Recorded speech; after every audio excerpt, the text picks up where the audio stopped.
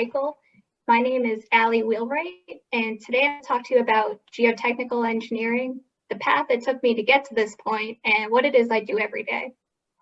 So a little background is currently I'm a senior level engineer at Haley and Aldrich. I've been there for about 5 years, and what drew me to this type of career was I love being outside, I love bouncing around. Sitting in a cubicle wasn't for me, so I kind of knew I wanted to be outdoors. This photo on the right is one of the first projects I worked on. This is right next to Fenway Park. It's luxury buildings that are extremely overpriced, but it's part of the business. So how did I get here? So for me, it started when I was about in middle school. And I used to take an after-school program called Destination Imagination, which 99% of everyone has never heard of. So quickly, it's a after-school problem-solving program where students work together to think of out-of-the-box solutions to puzzles in a competitive environment. So from a young age, I was, building structures with my hands, urged to think outside the box, and that's really what led me down towards becoming a civil engineer. And when I was graduating high school, I knew if I wanted to go to college, I had to pay for it myself. So I took out a bunch of loans, applied to all sorts of different scholarships. And ultimately, for me, I decided to go to state school because it was financially feasible. And fortunately for all of us, we live in a state that has some of the best state schools nationwide. So I was very happy to go to UMass Amherst, and it was some of the best years of my life, and I'm jealous of all of you for getting to take that in the next couple of years. And my time at UMass Amherst, I took advantage of a lot of the extracurriculars.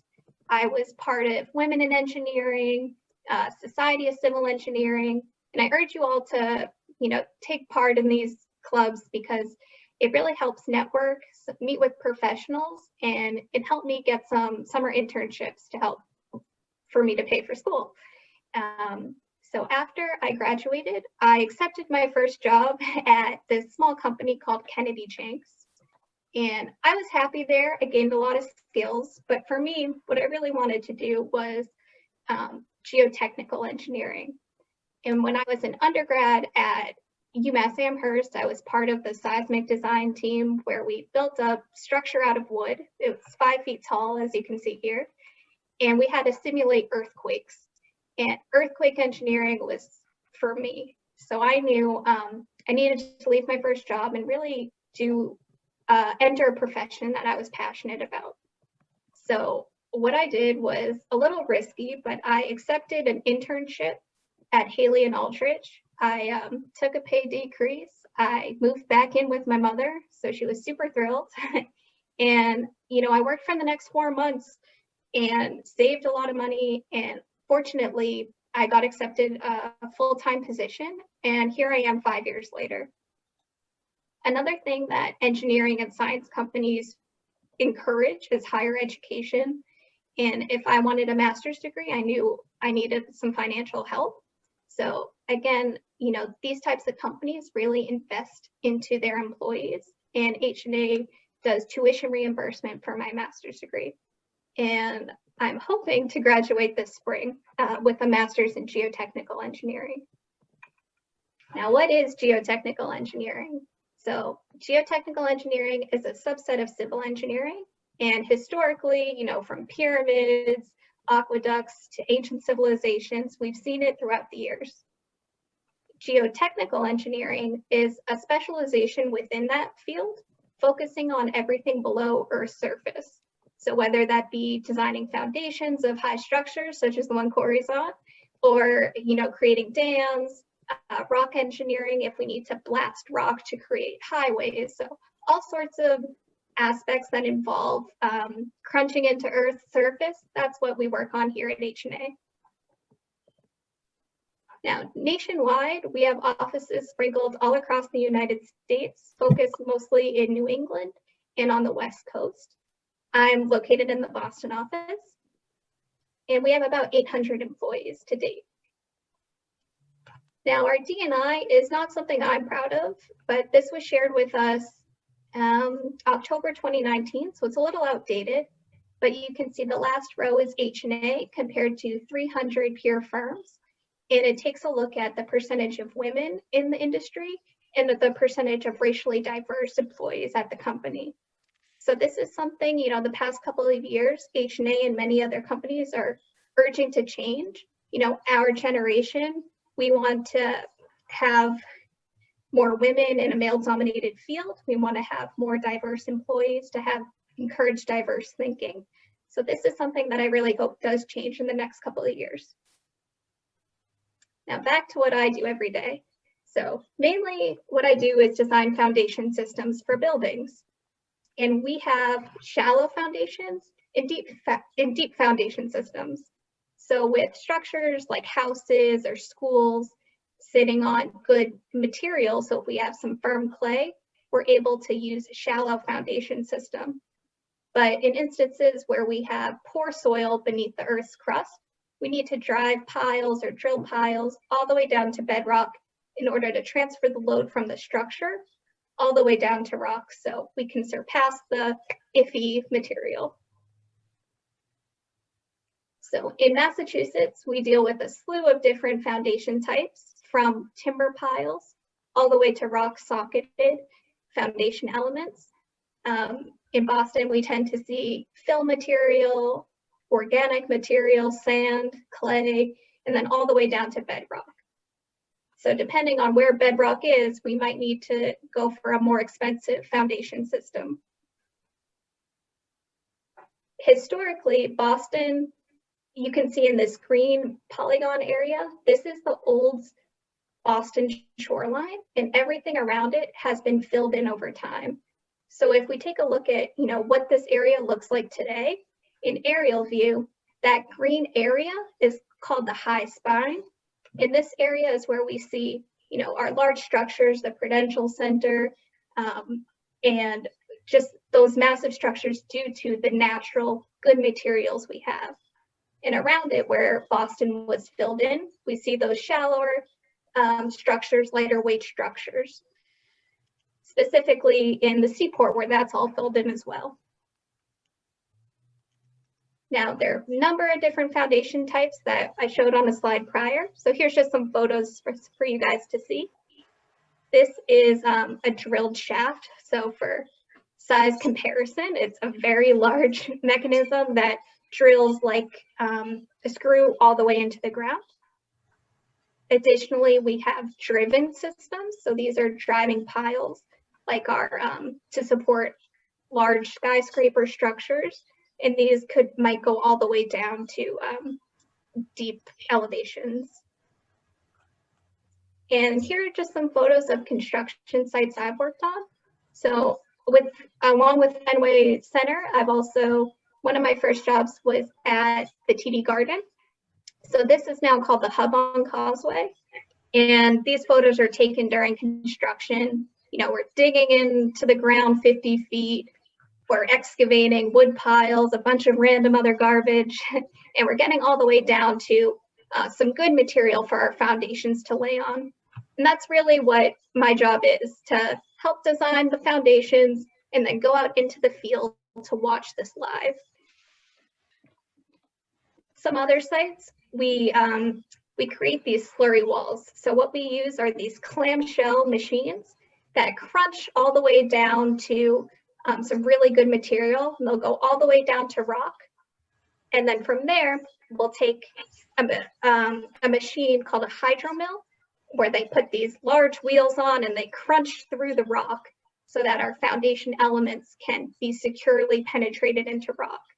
And then with these deep holes, we can place the rebar and fill it up with concrete to create these very strong foundation structures. So here again, we have various foundations going into the ground with some drill pile foundations that are hammered in with large equipment, and it's very, very loud. And then additionally, another thing that I focus on at work is supportive excavation design.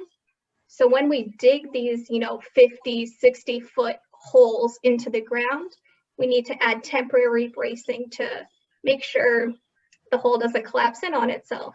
So all these temporary members are installed, and once the structure comes out of the ground, they're removed, and then your structure is left. So this is something I do every day, is design these temporary bracing systems. And then, excuse me, at H&A, we get to work on some really cool projects. So this one is TD Garden. We've also worked at Fenway Park, and we even gotten to work at Gillette Stadium where the Pats are.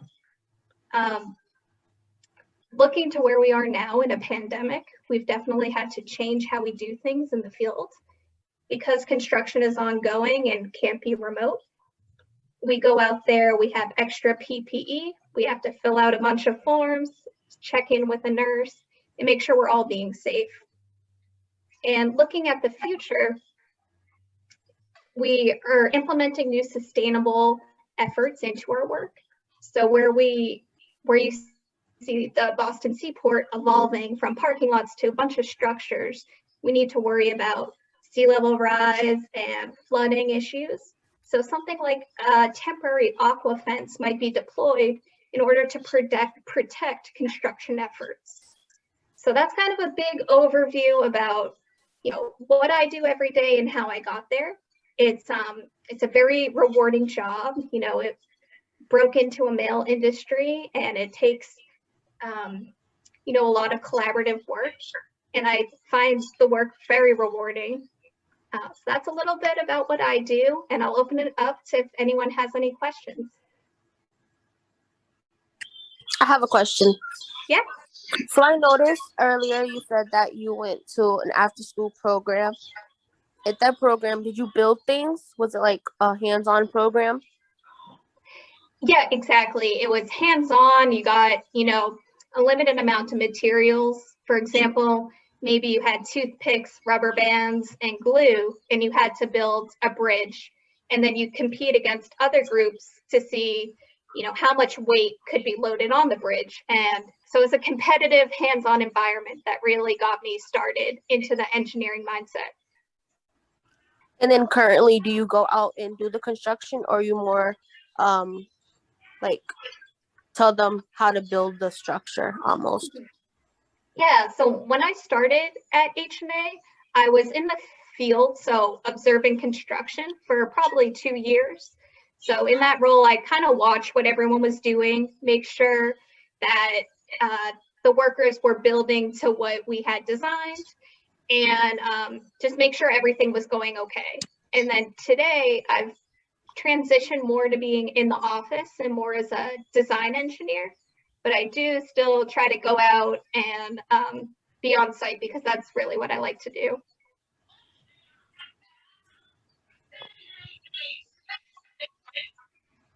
Awesome. And I think we had a question from Mr. Vernett. Mr. Vernett, are you able to speak, or do you want me to just ask it for you?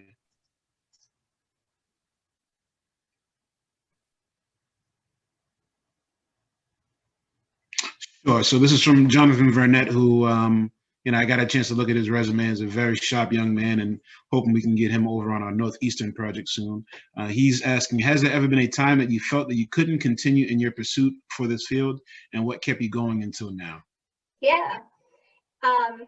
Again, for me, it's been tough. I've definitely had experiences. I'm barely 5 feet tall, and to tell construction workers what to do takes some respect.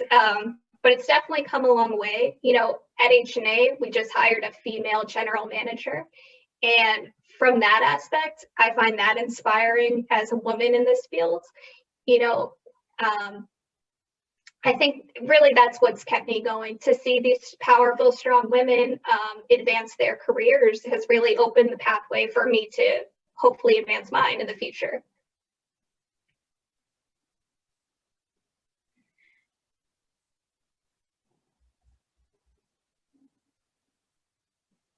Great question. Does anyone else have anything? Yes, I have a question. Yep. My question is, how do you think climate change has affected engineering and construction, building with materials and stuff like that? Tough question.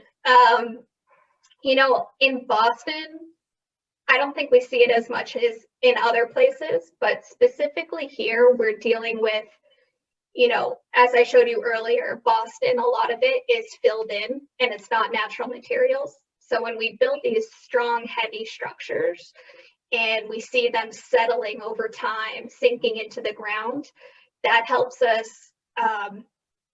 change how we do things in the future. So a lot of times we repair these structures. We try to think of long-term, how will this stand in 100 years? What will happen if there's, flooding look like in 200 years? So we try to design for these extreme worst-case situations with a high percentage of risk and safety factored in there to really build for the future. Because when we look at a lot of these historic structures that we're building next to, it's often we need to put band-aids on them. We need to fix them up just so that we don't cause issue just due to how it was construction, 50, 100 years ago. Thank you. Yep. Excuse me, I have a question. Sure. What was the scariest project you worked on and why? Oh, I worked on a job in the seaport. It's a very, very tiny site. It's where the old Whiskey Priest building is. And this is a big slurry wall project. So some of those photos of equipment that's, the size of two houses on top of each other. And we had, 5 different massive machines all trying to dance around each other around the site. So you constantly have to be aware of your surroundings and make sure you're not in the way, because those people operating those machines can't see, if you're behind them. So I'd say that was probably the scariest project I worked on, just because it was such a tight site with tons of people and equipment. Thank you. Yeah, thank you. I had a question about equipment. How does those big heavy trucks get so low in the ground and then it's able to come right back out? Mm-hmm. So a lot of those equipments, there's ropes and pulleys. So when they're up in the air, they actually, the pulleys will let them go all the way down, and they have a bunch of weight on the machine so it doesn't tip over. But basically, it has a really high arm to drop the equipment in, and then it lowers it down with cable wires that can go down, 150, 200 feet. Oh, wow. Oh.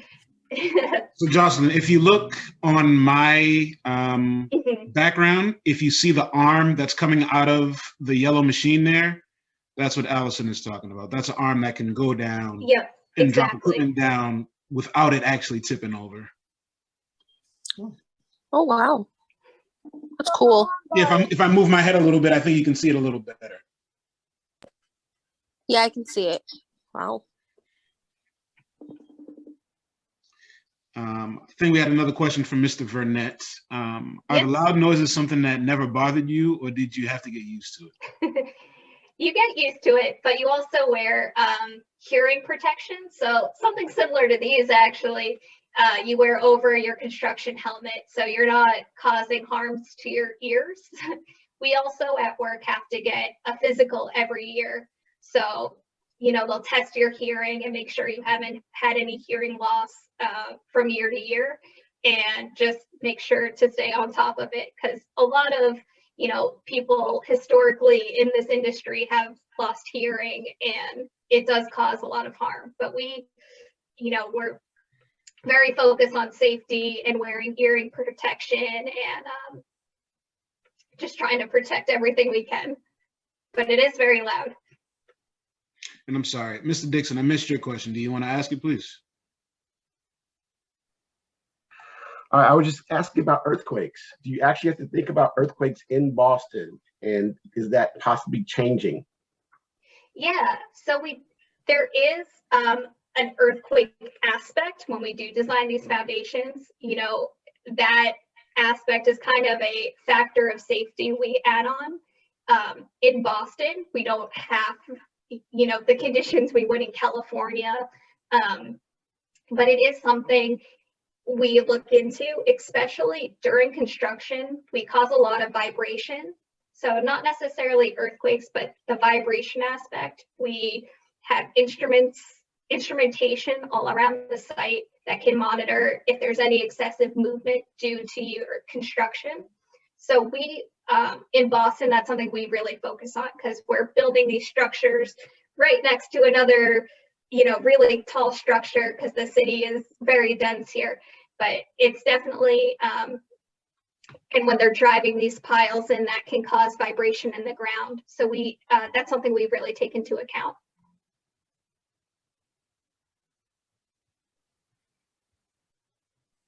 Cool.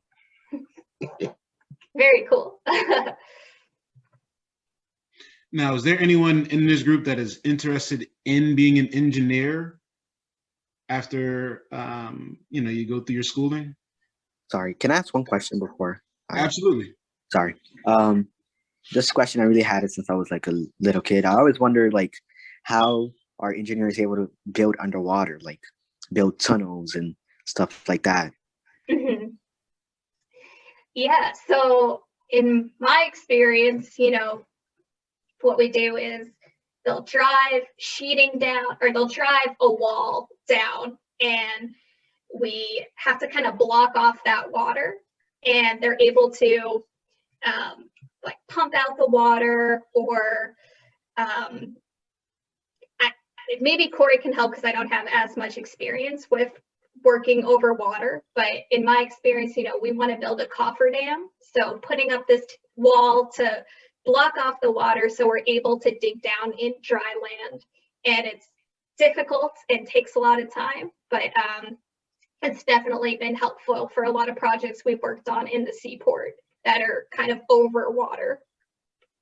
Yeah, unfortunately, I have not worked on any projects directly on water, but the project that's behind me, Winthrop Center, one of the projects that Allyson's team worked on, we introduced slurry oil because where that is, again, it's fill.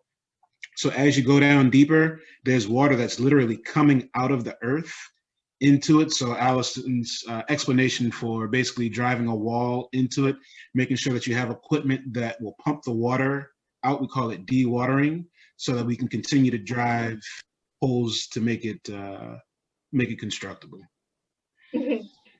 And so I didn't get to introduce myself. I'm going to do the last part of the series. Corey. So my name's Corey. I work over at Suffolk Construction, and I work in trade partner diversity and community outreach. So diversity, again, making sure that particularly for the projects that I'm working on, Boston residents, females, and people of color into the construction field. But I know that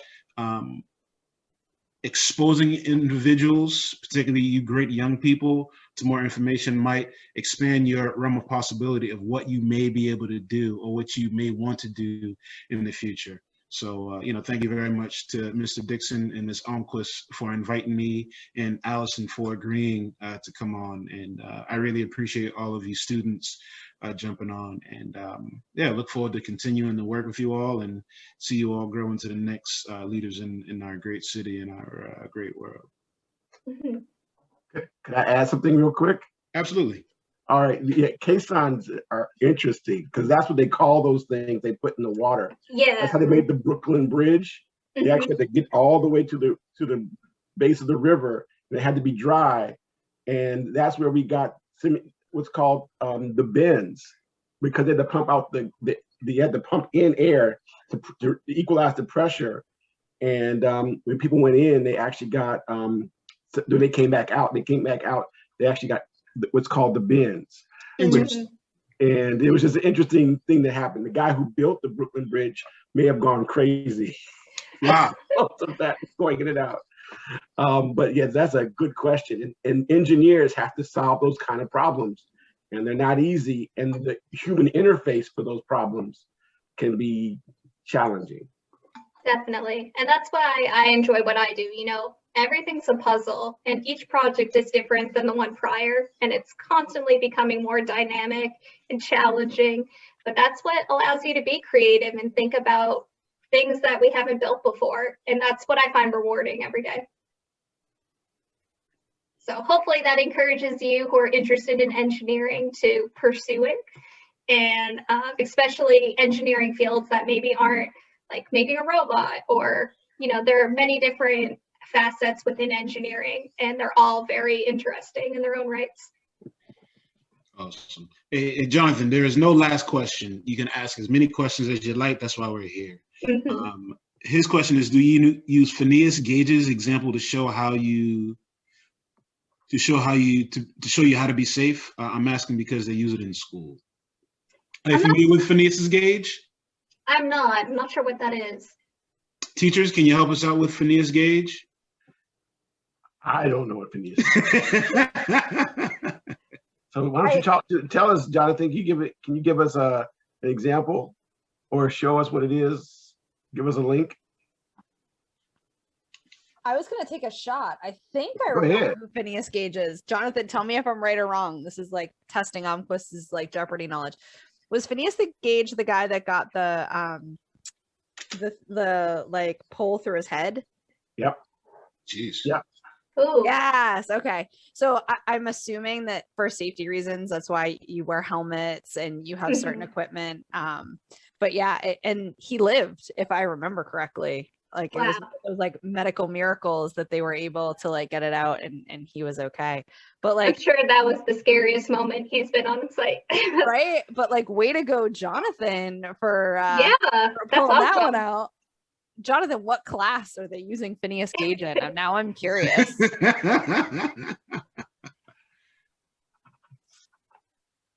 Yeah, that's tough. Allyson, I have a question. If and definitely students jump in, you should ask questions over me and Mr. Dixon. But I think I have two. One, I'm interested to hear from you, and you touched upon it a little bit, and we have two young women on this particular call of like, what is it like to be a woman in your job and in your field? Because I feel like you might be a bit more of a unicorn than the students might realize. And then I think to kind of follow off that, like, what are other jobs that you're exposed to that students might not know about that are on sites with you or interact with you? And I would actually toss that to Corey as well to talk about. So for me, when I first started at H&A and I was thrown out into the field and being on full-time construction jobs, it was really challenging, especially because you're a young woman, you're in this male-dominated field, and it has come a long way. And my superiors, I'm sure, have had a harder time than, younger staff do. But it can be very challenging to try to be respected, be nice, make sure everyone's doing safe work, and, not coming across as arrogant or, too nice. So there is some struggles that you learn while you're in the job, and you learn how to talk to people. And it really pushed me out of my comfort zone to, over communicate and make sure everyone's safe. But it really helped me, find a voice. I think you're so used to when you're a woman in a male field, you just kind of sit back. But this job, it really forces you to be confident and be strong, because we're in an industry where safety is very important. So if we're not on top of everything, then something could go wrong. And definitely, we have a lot of project managers that are women, and they're great role models for younger staff and for me, because I've seen how they've set the scene and they've had to overcome all these obstacles to be in these high positions they are. So I encourage, women in engineering. It's far and few between, but it's definitely getting better. And we have just as strong voices as any guy does. So go ladies. But also, and Corey can help me with this because he's exposed to all sorts of other trades when he's on the field. But we work with structural engineers, architects, electricians, plumbers, a number of different clients, which again, for me, helps me interact with all these external people, but there's so many different companies, so many different trades that all have to work together on one project. So maybe Corey can help explain, what those different facets are. Yes, I mean, at the basically, I have the ownership team. So for the project that I'm working on, that is Millennium Partners. They're the owner. We are the general contractor, Suffolk. You have the geotechnical engineers, which is Haley and Aldrich. You have the architects, which is another company. And then you have, various consultants. So for instance, for concrete, there is a company that is installing the concrete, which is S&F Concrete. But then they have an outside company that is checking for the quality of concrete, and they have to be independent, because you could have someone from S&F and they would say, yes, the concrete is fine. But in order to make sure that everyone's going to be safe, like Allyson said, for the next 150 to 200 years, they have an independent contractor doing that. So there are a lot of levels, and I think that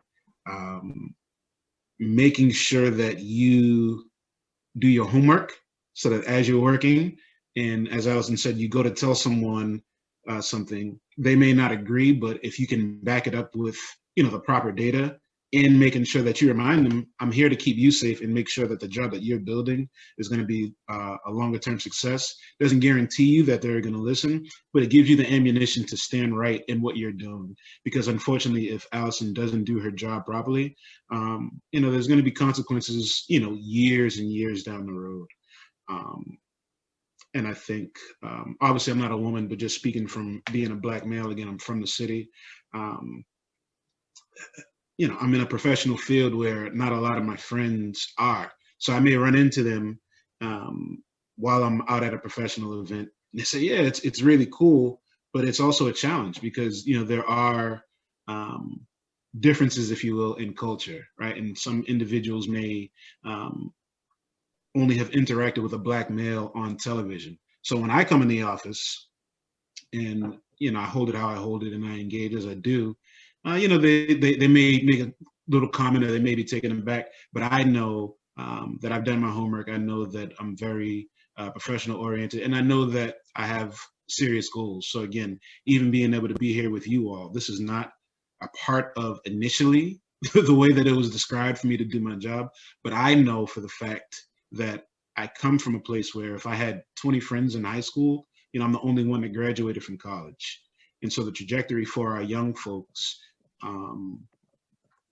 is not always easy, but we just have to make sure that we do our piece and continue to open up doors and do the right thing when we're in a particular place.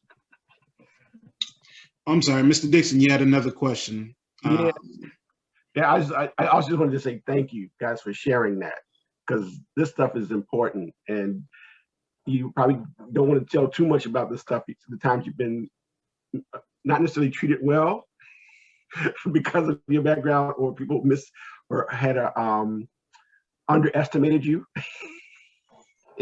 because of that. So I don't know if you can speak to that or any time, but again, I appreciate you also giving back. So I just wanted to say thank you for sharing, because that's important. But you did have a question, though. I did have a question. That was for Allyson. Sure. So the question, Allyson, is can you describe what fracking is and how do you address how we sometimes have unintended consequences with what we build? So a little above my knowledge, but fracking is where you're injecting liquid, and I'm not as familiar with it, I will admit. Don't worry about it. Yeah. But maybe the second half of the question, unintended consequences. You build something happened that was unintended. Oh, all the time. I don't think we can get through a project without multiple obstacles or hiccups, but sometimes, for example, structures we work on, we see settlement, and we might have to go back in and underpin them. So we might have to drive piles in the lobby to support the structure so it doesn't continue to settle. A big example of this you guys may be familiar with is the the tower, the Millennium Tower in California. So that tower has been settling and sinking, and right now it's a lot of lawsuits and everything to try to figure out what happened. So it happens, and we just need to learn from these mistakes to better future projects. But there are always going to be obstacles during construction. We just have to work around them and come up with new ideas on the spot to get around these so that it does not cause harm in the future. And I'm sorry if I'm mispronouncing your name. Is it Jerome? Yeah. Jerome, do you want to ask your question, please? Sure. I was just wondering if there are any efforts to making the construction industry a more environmentally friendly field. Definitely. Especially in Boston, you can't dig a hole without running into some contaminated something or other, so environmental engineering and geotechnical civil engineering are kind of hand in hand. And as we excavate for these projects, we need to clean the material in order for it to be taken off site and go to a landfill or a facility that will accept it. There are a lot of contaminants we encounter below the ground, and we just have to take care of them kind of on the site, on the spot, and then handle them accordingly. In terms of, equipment we use, there's definitely more of a push to come up with more sustainable materials, more environmentally not harmful materials, and that's a constantly evolving practice. So, construction has come a long way. It's definitely taking more of a sustainable route in order to protect our future. And Jerome, for next Thank you. month, I'm sorry. No, I'm sorry. So for What did you next say? month, no, my apologies. I was just going to let you know, Jerome, for next month, we're actually doing environmental engineering. That's going to be the focus for next month. We'll give you guys the date when that does come up. Mr. Colworthy, who works at the same company as Allyson, will be presenting that. And so we'll be talking more about the environmental aspects of engineering and environmental safety during next month. So I hope you let all you people know and that you invite them, and that we have another great turnout with some more great questions. But that was a great question. Thank you very much, Jerome.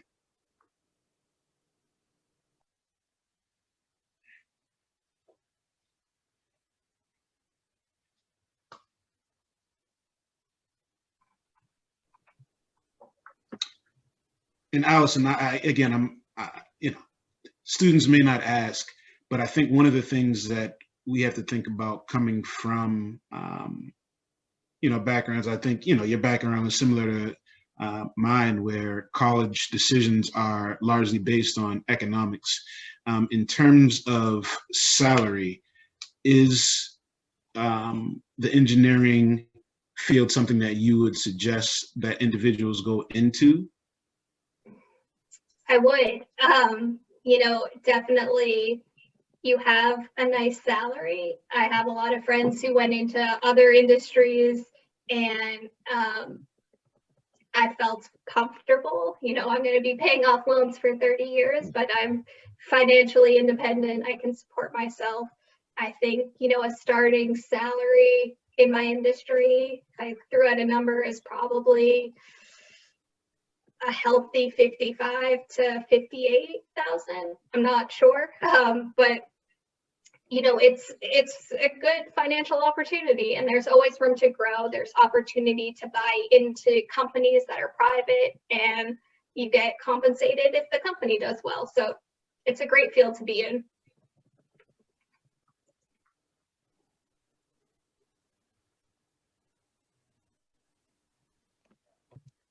Are there any other questions for either Allyson or Corey? Just want to open it up. Is that Mr. Stanley? Oh, I came in late, so if this question was already answered, sorry. Welcome, and your question is always welcome, sir. It was to what Ms. Allyson just said. Don't you think that people in the engineering area should be paid like a lot more. I mean, not saying 58,000. That's good money. That's good money. I ain't not gonna pay, but I'm saying like you're putting your lives at stake. I mean, pretty seriously putting your lives at stake. Yeah. I don't know the Phineas Gage man, but it seemed like he put his life at stake. So don't disagree with what you're saying. don't you think that's kind of like? Would you fight for that? Or is there like any like kind of union or something that's fighting for that? Because I'm putting my lives at stake. I'm pretty sure my life is a little bit more, a little worth a little bit, worth a little bit more for such a dangerous job, especially with all the materials, but you have to learn the skill set. Because not just any person could just do your job. Right? It takes time to learn the machinery, get used to it. So do you think that like, I don't know what the question is. It's somewhere in there. Nah, I got the question. Okay. All right. Thank you. Again, sorry if it was already answered. No, I mean, I agree. We do tough, risky work. And, if we're getting advanced degrees, similar to lawyers, we're doing that extra specialization. But that said, I'd say the riskier work that is done is what Corey does and what the people he works with doing trades. And there's so much training that's involved in risk. And I'm not as familiar with their compensation, but they work hard and they're the ones that are doing the tough work and then putting their lives at stake. So I hope they're getting financially supported. So I'll answer this in two ways for you, Mr. Stanley. One, so for, I think, any profession, one of my favorite rappers, Jay Electronica, says, if you want to be a master, you have to submit to a master. So as Allyson said, when she graduated, she interned at Haley and Aldrich, and now she's going back to get her master's degree.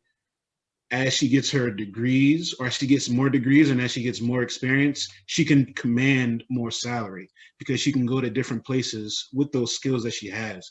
And at some point, if Allyson decides to start Wheelwright Engineering and she's the owner of the company, her salary will not be what Haley and Aldrich decides. It will be what Allyson commands from the work that she's doing.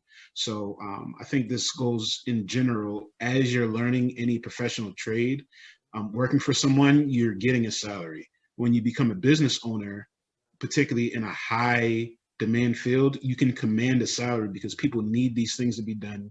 You've invested in your education, you invested in the knowledge, and you can get that. On the trade side, it's the same thing. When you start as an apprentice, you get a percentage of what a journey person makes, which is a beginning full-time person. And as you go up in salary working for other individuals, the union gives you more money.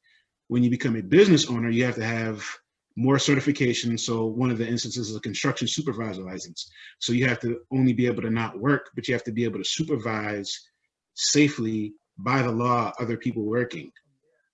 That commands a higher percentage of the money coming from any individual project. Does that answer your question, Mr. Stanley? That answers my question. Thank you. No, listen, you asked it perfectly, man. Don't doubt yourself, man. You did it. Nah. It was just I came in late, so I was confused. I was like, I don't want to say something that was already said. Oh, No, not at all. You're the man. You're the man. You added Page in there too. Phineas Gage in there. So Yeah, smart guy. Yeah, I saw the chat and I was like, I might as well throw this person in here. I feel like all right. Well, we're running low on time, and so I was going to have one of our students, Jaden. He was going to do a summary of the things he felt that you guys have been talking about.